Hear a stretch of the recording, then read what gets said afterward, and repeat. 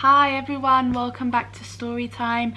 Today we will be reading part 1 of chapter 3. Chapter 3 is a pretty long chapter, so yeah, we're going to do half of it today. We left off where Harry was locked in his room.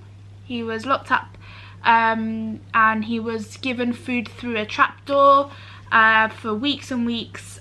He was feeling really sad, really lonely, and suddenly he heard something, a noise coming from his window, and the last sentence of chapter 2 is Ron Weasley was outside Harry's window. So let's read chapter 3 to find out what happens. Chapter 3, The Burrow. "Ron!" whispered Harry, creeping to the window and pushing it up so they could talk through the bars. "Ron, how did you... what the..." Harry's mouth fell open as the full impact of what he was seeing hit him. Ron was leaning out of the back window of an old turquoise car which was parked in mid-air. Grinning at Harry from the front seats were Fred and George, Ron's elder twin brothers. "All right, Harry." "What's been going on?" said Ron. "Why haven't you been answering my letters?" "I've asked you to stay about 12 times and then Dad came home and said you'd got an official warning for using magic in front of muggles." "It wasn't me, and how did you know?" "He works for the ministry," said Ron. "You know we're not supposed to do spells outside school." "Bit rich coming from you," said Harry, staring at the floating car. "Oh, this doesn't count," said Ron. "We're only borrowing this, it's Dad's. We didn't chant it."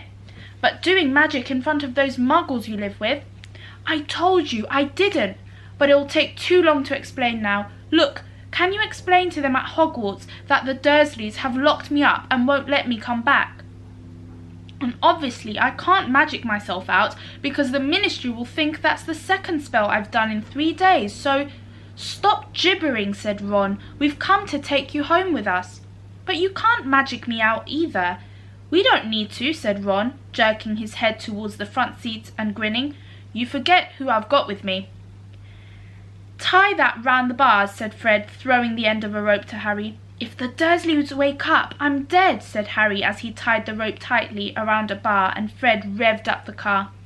"Don't worry," said Fred, "and stand back." Harry moved back into the shadows next to Hedwig, who seemed to have realised how important this was and kept still and silent.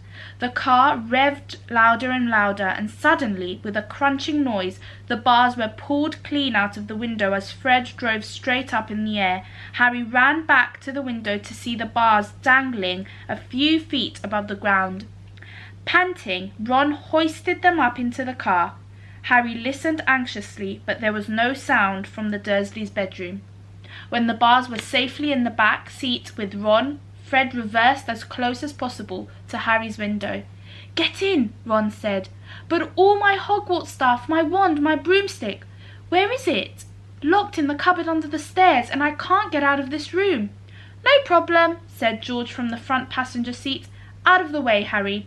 Fred and George climbed carefully through the window into Harry's room.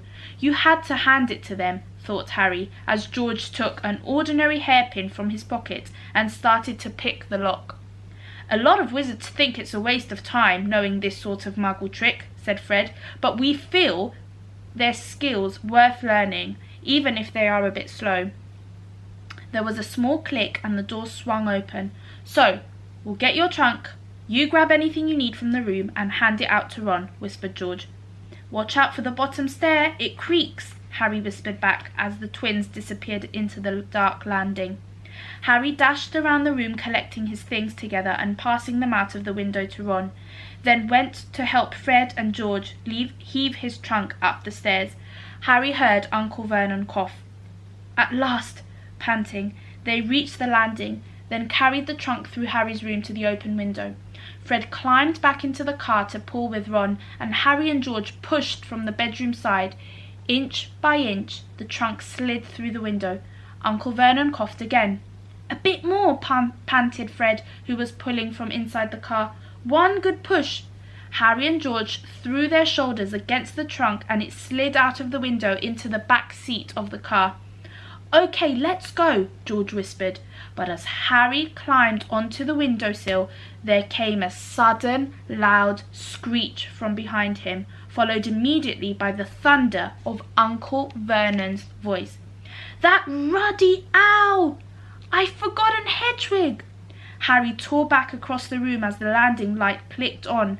He snatched up Hedwig's cage, dashed to the window and passed it out to Ron.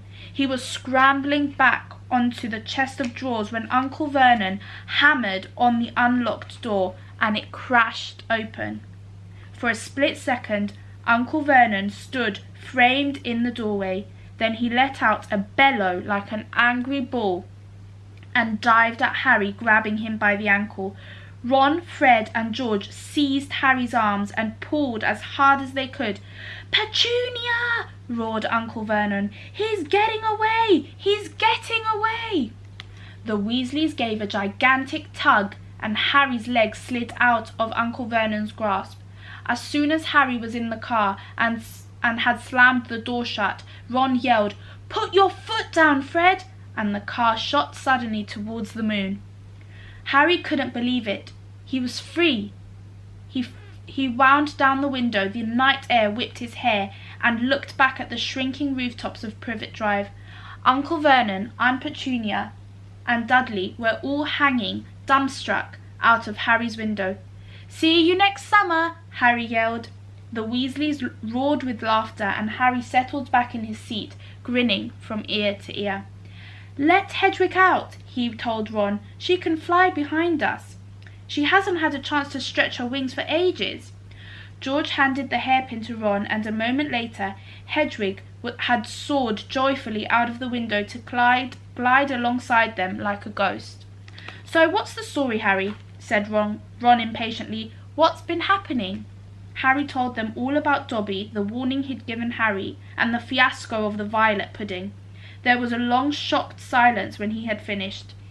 "Very fishy," said Fred finally. "Definitely dodgy," agreed George. "So he wouldn't even tell you who's supposed to be plotting all this stuff?" I don't think he could," said Harry. "I told you, every time he got close to letting something slip, he started banging his head against the wall." He saw Fred and George look at each other. What, you think he was lying to me?" said Harry. "Well," said Fred, "put it this way. House elves have got powerful magic of their own, but they can't usually use it without their master's permission. I reckon old Dobby was sent to stop you coming back from Hogwarts. Someone's idea of a joke. Can you think of anyone at school with a grudge against you?" "Yes," said Harry and Ron together instantly.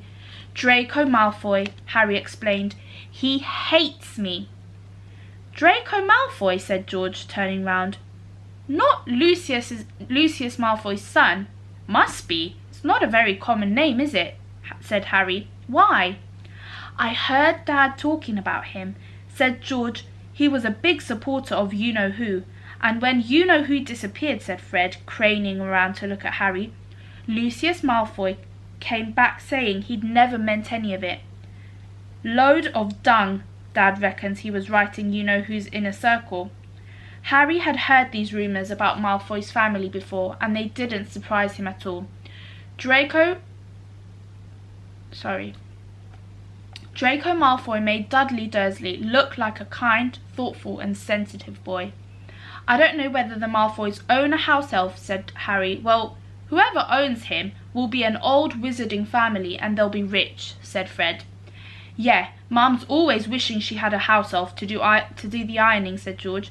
"But all we've got is a lousy old ghoul in the attic and gnomes all over the garden.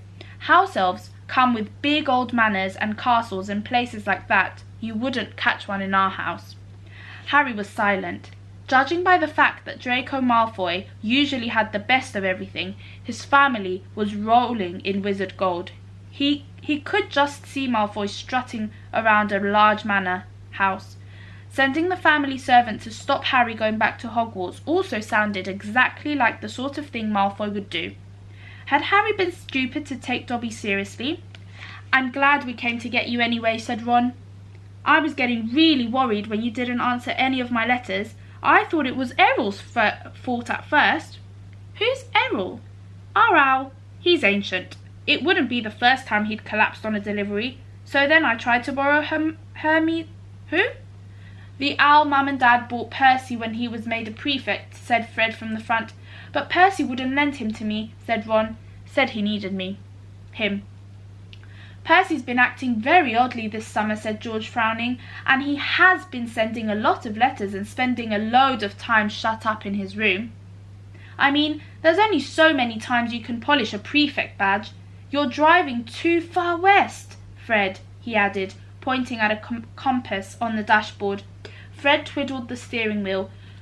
So does your dad know you've got the car, said Harry, guessing the answer.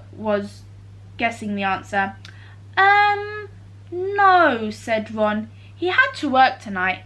Hopefully we'll be able to get it back in the garage without Mum noticing we flew it.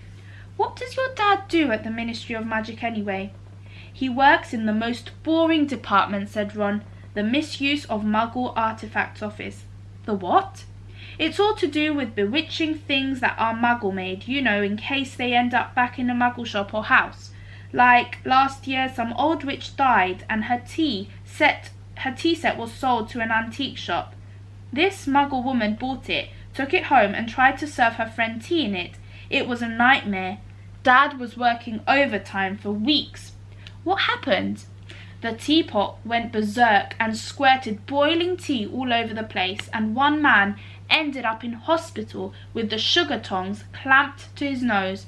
Dad was going frantic. It's only him and an old warlock called Perkins in the office, and they had to do memory charms and all sorts to cover it up. But your dad, this car? Fred laughed. Yeah, Dad's mad about everything to do with Muggles. Our shed's full of Muggle stuff. He takes it apart, puts spells on it, and puts it back together again. If he raided our house, he'd have to put himself straight under arrest. It drives Mum mad. That's the main road, said George, peering down through the windscreen. We'll be there in 10 minutes. Just as well, it's getting light. A faint pinkish glow was visible along the horizon to the east. Fred brought the car lower, and Harry saw a dark patchwork of fields and clumps of trees. We're a little way outside the village, said George. Ottery St. Catchpole. Lower and lower went the flying car. The edge of a brilliant red sun was now gleaming through the trees. Touchdown, said Fred, as, with a slight bump, they hit the ground. They had landed next to a tumble-down garage in a small yard, and Harry looked out for the first time at Ron's house. That's where we're going to finish. I just wanted to show you this beautiful picture. So this is Harry Potter riding in the Weasley's car. That's Hedwig right there. And that's Harry Potter feeling very, very happy and very, very free. I hope you have enjoyed the first part of chapter 3. It's quite action-packed, especially at the beginning where Uncle Vernon is trying to pull Harry Potter back into the room. Yes, stay tuned for part 2, which will be coming tomorrow. Have a lovely, lovely day, guys. Bye.